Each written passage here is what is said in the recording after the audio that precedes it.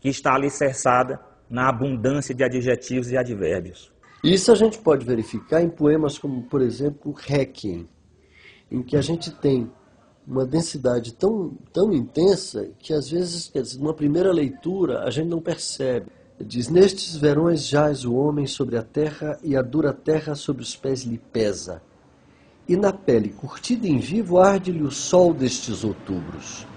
Arde o ar deste campo maior, desta longura, onde entanguidos bois pastam a poeira. Toda a história está ali. Todo o drama de uma realidade rural de Campo Maior está ali, né? Você tem a situação do homem, você tem a situação do bicho, você tem a situação da terra, você tem a situação do clima em 7 versos, 7 linhas de versos. E aí ele tem eu acho uma paulada que ele dá aqui, quando ele diz, logo em seguida: e se tem alma, não lhe arde o desespero de ser dono de nada. Tão seco é o homem nestes verões. Já no segundo verso. E se tem alma, não lhe arde o desespero de ser dono de nada. Ele duvida até que este homem tenha alma. E se este homem tem, ele nem se desespera de ser dono de coisa alguma.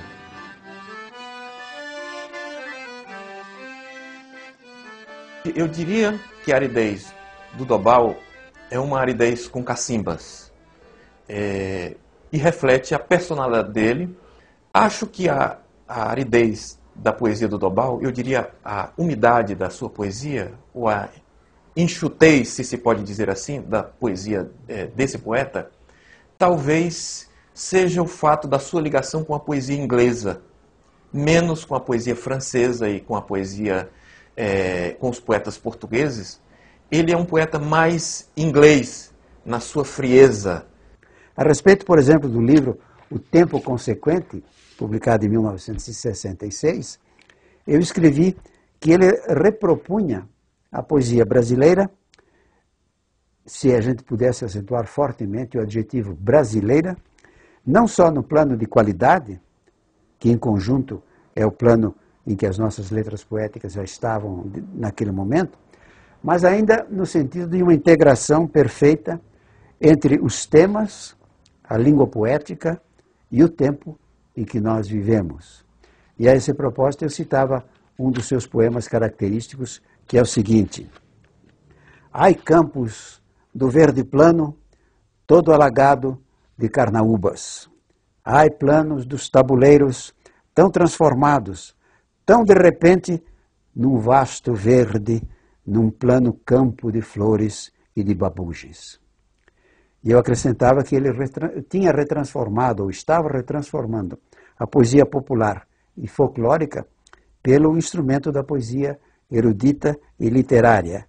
É o drama poético em que mais tarde, ou quase simultaneamente, se exercitou João Cabral de Melo Neto, mas eu pessoalmente tenho, com referência a João Cabral, uma espécie de reserva, porque ele decididamente ele reclama contra a inspiração, contra a emoção poética. Ele acha que a poesia tem que ser objetiva como a obra de um engenheiro que constrói uma casa.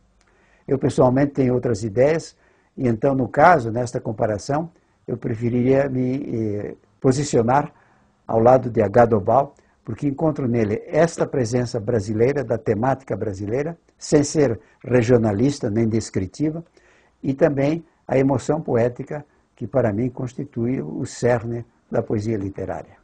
Conheci Dobal na inteireza de seu corpo e revi mais de uma vez Dobal nas circunstâncias que lhe diminuíram a carne, mas lhe aguçaram o espírito. E dele guardo uma ideia muito semelhante ao da sua poesia. É um poeta no qual a sua presença humana se transplanta perfeitamente para o que ele escreve, isto é, para o que ele nos diz. Porque se trata de um poeta que escrevendo fala e que mantém no que escreve a dicção natural de sua voz.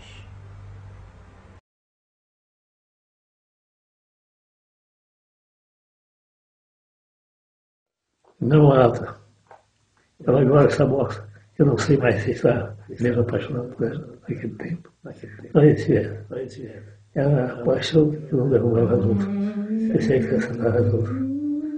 Não, tomava lugar nenhum outro. Talvez se tivesse mesmo apaixonado por ela, eu acho que ela respondia com a paixão de uma amiga. Pelo menos no dia que ficou ganhando com a mulher. No dia que nunca se transformou numa data. Ele se perdeu num mês qualquer, não cada vez mais remoto e impressivo. No dia nítido e lentão, ele situava um tempo que se perdeu completamente. Eu nada de repente, naquela lá, que procuro uma terça para o dia que é vida do lado esquerdo. Não interrompa o exercício, pensamento passa. Pensamento é a mesma coisa toda. Muitas vezes suspendo a leitura do jornal, mas chega ao homem, cansado, e a lembrança dela fica com alguém no mundo.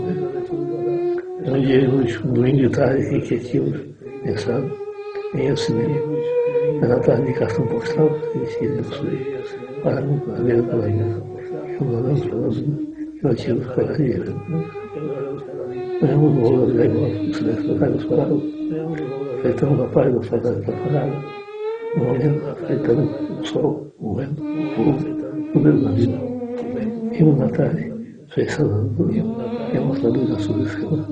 São Paulo depois desapareceu de novo na rua da Lagoa. Tive uma grande vitória com ela, a vitória maior com esse dia. Então, sai que se nós seria tudo atrás, não procuramos pessoal. Acho que ela da noite era um pouco ingênua sobre isso. E como espantava na noite quando viu, saindo no escuro da praia, um casal que tinha acabado de completar 2 crianças. Muito espantoso que o casal não parava na frente, misericórdia, sucessões. Há umas 2 semanas, alguém me telefonou para dizer que ela morreu. Pediu que avisasse os outros naquele tempo. Não avisei a ninguém, desagradar, nem cair sozinho. Faço isso como se assim, proteger a distância. Agora que ela está mais. Acho que agora ela está mais perto de mim do que antes. Não preciso de fotografia, não preciso tentar dissertar passado. Não sou disso, não deu nem o que ela me deu. Preciso de essa sobrevivência e fazer uma metade.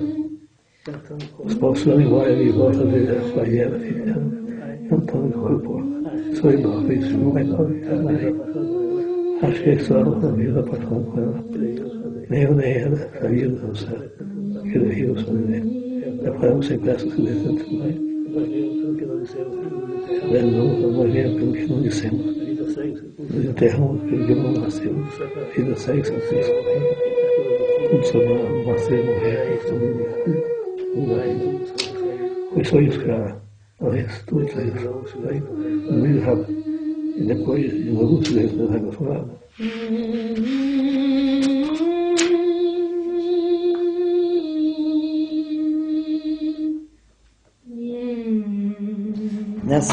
Nessa leitura do Inamorata, se nós formos ver mais atentamente, se formos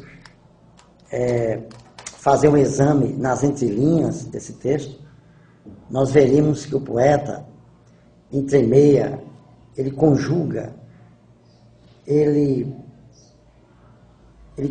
a realidade com os condimentos da fantasia. Ele une elementos da realidade e elementos da fantasia. É nesse sentido que a obra ganha em qualidade e em emoção também. Como é que você escolhe esses temas? escolhendo temas que